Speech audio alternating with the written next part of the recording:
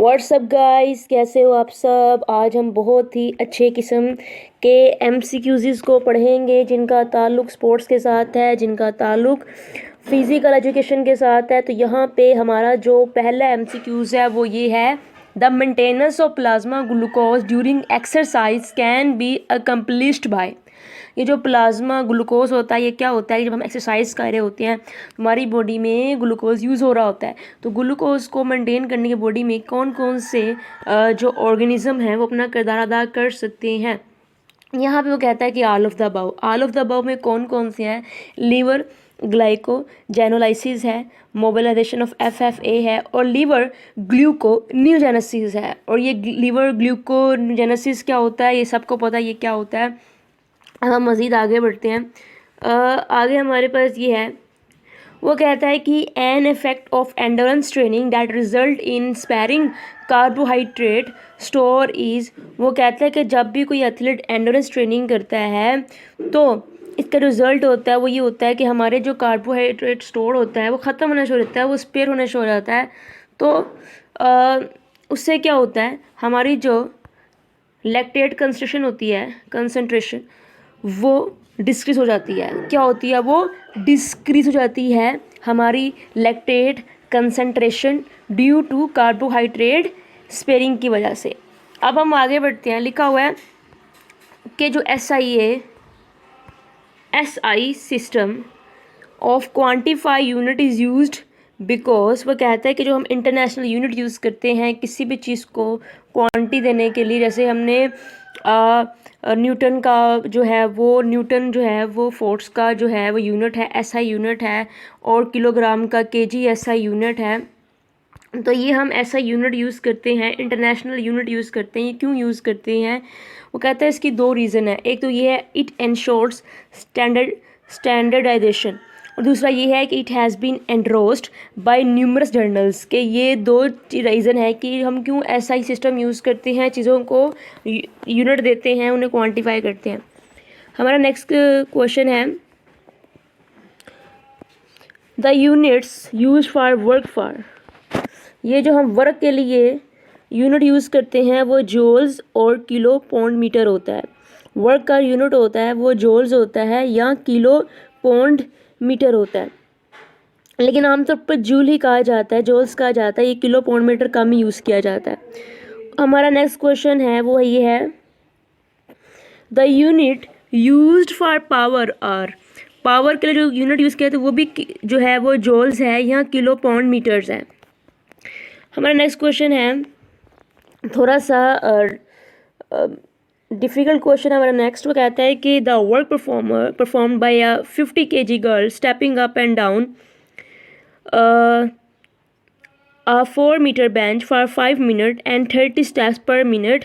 वो कहता है अगर एक लड़की है वो 50 kg की है और वो 5 मिनट तक 30 स्टेप्स लगाती है अप एंड डाउन, कितनी कैलोरी बर्न की। तो वो कहता है कि उसने 3000 किलो पाउंड जो कैलोरी है वो खर्च की है। मेरे ख्याल से ये जो मीटर साल लगाई ये गलत है। किलो पाउंड नहीं होता, ये कुछ और होता है इसका। ये जो हम एनर्जी का यूनिट होता है वो कुछ और होता है। यहाँ भी हमारा एक बड़ा इम्पोर्टेंट क्वेश्चन है, वो ये है कि the relationship between work rate and energy expenditure. इनके दरमियान जो रिलेशनशिप होता है वो लीनियर होता है या इन्वर्स होता है। वो कहता है कि ये कर्वी लीनियर होता है। एनर्जी रेट और एनर्जी एक्सपेंडिचर के दरमियान जो रिलेशनशिप है वो कर्वी लीनियर है। वर्क रेट और एक्सपेंडिचर के दरमियान, एनर्जी एक्सपेंडिचर के दरमियान, क्योंकि एक चीज़ बढ़ती है तो दूसरी चीज़ को भी बढ़ना पड़ता है साथ। उसके बाद क्या है, हमारा क्वेश्चन है, the storage of learning motor experience is perform by. वो कहता है कि जो मोटर लर्निंग करते हैं हम एक्सपीरियंस के ज़रिए मोटर लर्निंग करते हैं। मोटर लर्निंग ये होती है कि हम जब हरकत करते हैं, अपने बाजुओं से हरकत करते हैं, अपने लिम्स से हरकत करते हैं, तो हमारी बॉडी को कुछ एक्सपीरियंस मिलता है। वो एक्सपीरियंस स्टोर का होता है, वो एक्सपीरियंस स्टोर होता है हमारी सेरिब्रम में। उसके बाद हम मज़ीद आगे बढ़ते हैं। यहाँ पे लिखा हुआ है, muscle fibre contract by shortening of their वो कहता है कि जब मसल कॉन्ट्रैक्ट करता है तो क्या क्या शॉर्ट कौन कौन सी इशू करती है, कौन कौन सी चीज़ जो है वो कॉन्ट्रैक्ट करती है, फिर ही हमारे मसल के अंदर कॉन्ट्रैक्शन होती है। तो ऑप्शन ए है मायोफिब्रल्स, ऑप्शन बी है Z line to Z line distance है। तो इन दोनों के कॉन्ट्रैक्ट होने से मसल कॉन्ट्रैक्ट करता है, इसलिए option C is the right, option A and B is the correct. उसके बाद हमारा नेक्स्ट क्वेश्चन है कि muscle fibre with a relatively small number of mitochondria, जिस मसल के अंदर स्मॉल नंबर ऑफ माइटोकॉन्ड्रिया होंगे वो फास्ट ट्विच फाइबर है। कौन सा है? Fast Twitch fibre. और जिसमें ज़्यादा माइटोकॉन्ड्रिया होंगे वो है स्लो ट्विच मसल फाइबर। उसके बाद हमारा नेक्स्ट क्वेश्चन है muscle the red pigment of type 1 fibre is due to. Type 1 fibre जो है वो स्लो ट्विच मसल फाइबर है। तो जो स्लो ट्विच मसल फाइबर होता है वो ज़्यादा रेड होता है। ज़्यादा रेड क्यों होता है? क्योंकि उसमें मायोग्लोबिन ज़्यादा होते हैं, तो इसलिए इसका राइट आंसर यहाँ मायोग्लोबिन बताया गया। उसके बाद हमारा जो नेक्स्ट क्वेश्चन है वो क्या है? हमारा नेक्स्ट क्वेश्चन कहता है कि a contraction where a muscle exerts tension but does not shorten in length is an. सबको पता है ये आइसोमेट्रिक कंट्रैक्शन है, जिसे मसल जो होता है उसकी लेंथ में कोई तब्दीली नहीं आती, लेकिन उस पर टेंशन इंक्रीज़ होती है, लेकिन मसल में कोई भी तब्दीली नहीं आती। वो ना ही शॉर्ट होता है, ना ही वो फ्लेक्स करता है, ना ही एक्सटेंड करता है। उसके बाद हम नेक्स्ट आगे बढ़ते हैं। आगे हमारा जो क्वेश्चन है वो है the loss of muscle mass in ageing human is often due to. वो कहते हैं कि जब इंसान की उम्र ज़्यादा होती जाती है तो उसकी मसल मास कम होता जाता है, मसल ख़त्म होते जाते हैं उसकी बॉडी से। वो क्यों होता है? क्योंकि उसने सी ऑप्शन सही बताया है कि अट्रोफी ड्यू टू डिसयूज़, क्योंकि वो अपने मसल को यूज़ नहीं कर रहा होता है, जिसकी वजह से उसके मसल में एट्रोफी होना शुरू हो जाती है। एक होता है हाइपोट्रोफी होना और एक होता है अट्रोफी होना। हाइपोट्रोफी होता है मसल गेन करना और ट्रोफी होता है मसल लॉस करना। तो इसलिए इसका ऑप्शन सी राइट ऑप्शन है। उसके बाद हमारा नेक्स्ट क्वेश्चन है, वो कहता है कि from age 25 to 50 years the muscle mass lost is around. वो कहता है कि 25 साल से 50 साल के दरमियान हम कितना मसल मास जो है वो लॉस कर जाते हैं। तो वो कह रहा है कि 10% मसल मास हम लॉस्ट कर जाते हैं। उसके बाद हमारे पास नेक्स्ट क्वेश्चन है, ये सारा मसल से रिलेटेड क्वेश्चन है, बड़ी इंपॉर्टेंट है कि the muscle spindle acts directly on the. ये जो हमारे मसल स्पिंडल होते हैं ये किसके ऊपर डायरेक्टली एक्ट करती हैं? तो कहता है कि बी सेंट्रल नर्वस सिस्टम जो है ये नहीं है, ये जो हमारे स्पिंडल हैं वो नहीं एक्ट कर रहे, बल्कि जो हमारा सेंट्रल नर्वस सिस्टम है वो इनके ऊपर एक्ट कर रहा है। यानी कि जो हमारा सेंट्रल नर्वस सिस्टम है वो डायरेक्टली मसल स्पिंडल के ऊपर एक्ट करता है। हमारा जो नेक्स्ट क्वेश्चन है वो ये है, यहाँ पे निशान लगा के दिखाती हूँ आपको, ये वाला। ये कहता है कि when comparing contractile properties of muscle fibre which characteristics are important. वो कहता है जब हम किसी भी मसल की कॉन्ट्रैक्ट करने की प्रॉपर्टीज़ को मद्देनज़र रखते हैं तो इनमें से कौन सी प्रॉपर्टी सबसे बेस्ट है? तो उसने जवाब में कहा है कि ऑल ऑफ द अबव, यानी कि मैक्सिमल फोर्स प्रोडक्शन होनी चाहिए, स्पीड ऑफ कंट्रैक्शन होनी चाहिए, मसल फाइबर एफिशिएंसी होनी चाहिए। तो ये तमाम चीज़ें होंगी तो मसल कंट्रैक्ट बहुत जल्दी होगा और बेहतर तरीके से होगा। देन हमारे पास एक नेक्स्ट जो एमसीक्यूज़ है वो ये है कि during excitation contraction coupling calcium binds to. जब हमारा मसल जो होता है वो कॉन्ट्रैक्ट कर रहा होता है तो हमारी जो कैल्शियम आइंस जो हैं वो रिलीज़ होते हैं सार्कोप्लाज्म में, और उसके बाद वो क्या करते हैं, वो ट्रोपोनिन के साथ जाके जुड़ते हैं। तो ट्रोपोनिन जो है वो इसका राइट ऑप्शन है। उसके बाद हमारे पास नेक्स्ट जो है क्वेश्चन है वो ये है, a contraction where a muscle exerts tension but does not shorter in length. इस दोबारा से वही क्वेश्चन आ गया। हम आगे बढ़ते हैं, फिर से वही क्वेश्चन है, ये सारे के सारे, ये वाला क्वेश्चन पर ओल्ड वाला क्वेश्चन है, दोबारा से वही वाले क्वेश्चन रिपीट हो गए। ये भी पुराना है, ये भी ओल्ड क्वेश्चन है, ये भी ओल्ड और ये भी ओल्ड। तो हम मज़ीद अगले पेज पे जाते हैं। यहाँ पे हमारे पास एक न्यू क्वेश्चन स्टार्ट हो गया। ये क्वेश्चन कहता है कि oxygenated blood returns to the heart via the. देखें, जब हमारा समझ ले ये हमारा हार्ट है, वैसे हमारा हार्ट ऐसा नहीं होता, और ये हमारा लंग्स है, ये हमारे लंग्स हैं और ये हमारा हार्ट है।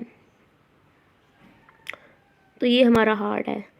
जब हमारे हार्ट से ब्लड जाता है लंग्स में, और लंग्स उसको क्लीन करता है, साफ़ करता है, दोबारा से हमारे हार्ट में भेज देता है। तो हमारा हार्ट जिस वेन के ज़रिए वापस आता है उसको पल्मोनरी वेन कहते हैं। तो इसीलिए पल्मोनरी वेन जो है वो इसका राइट ऑप्शन है। ये वह वेन है हमारी बॉडी में जिसके अंदर ऑक्सीजनेटेड ब्लड होता है, वरना हमारी पूरी बॉडी में जितनी वेन्स हैं उनमें डीऑक्सीजनेटेड ब्लड होता है। उसके बाद हम बात कर लेते हैं अपने नेक्स्ट क्वेश्चन के बारे में। हमारा नेक्स्ट क्वेश्चन ये कहता है कि the temperature control centre in an area of the brain, हमारे जो टेम्परेचर कंट्रोल करने वाला सेंटर होता है वो हाइपोथैलेमस होता है। हमारा नेक्स्ट क्वेश्चन है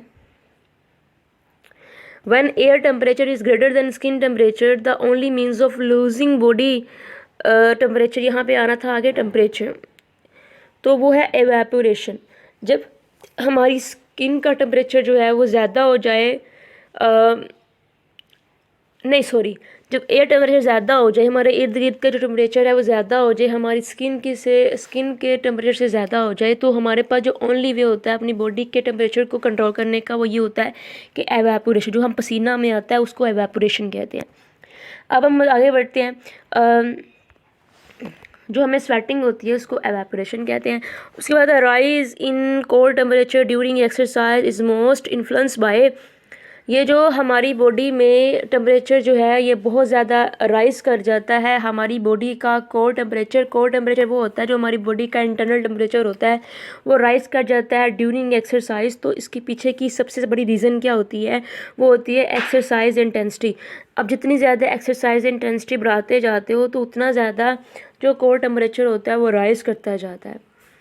उसके बाद उसने क्वेश्चन किया है कि heat acclimatization is almost complete after, जब आप हीट क्लाइमेटाइजेशन करें या आप कोल्ड एक्लाइमेटाइजेशन करें या किसी भी किस्म की एक्लाइमेटाइजेशन करें। एक्लाइमेटाइजेशन ये होती है कि आप किसी भी एनवायरनमेंट में जाकर ट्रेनिंग करते हैं और अपने जिस्म को उस एनवायरनमेंट का आदी बना लेते हैं, और आपके बॉडी को कितने दिन लगेंगे उस एनवायरनमेंट का आदी होने में, तो यहाँ पे कहता है कि 7 से 14 दिन लगेंगे आपको उस एनवायरनमेंट का आदी होने में, यानी कि एक्लाइमेटाइजेशन को इख्तियार करने में। उसके बाद हमारा नेक्स्ट क्वेश्चन है exercise is in cold environment, जब आप किसी कोल्ड इन्वायरमेंट में एक्सरसाइज करते हैं यानी बहुत ही ज़्यादा एक ठंडे इन्वायरमेंट में, तो होता कुछ यूँ है कि enhanced and athlete ability to lose heat है, तो आपकी जो हीट को लॉस करने की एबिलिटी होती है वो इन्हेंस कर जाती है, आप जल्दी से हीट को लॉस नहीं करते, तो ये चीज़ बेहतर हो जाती है।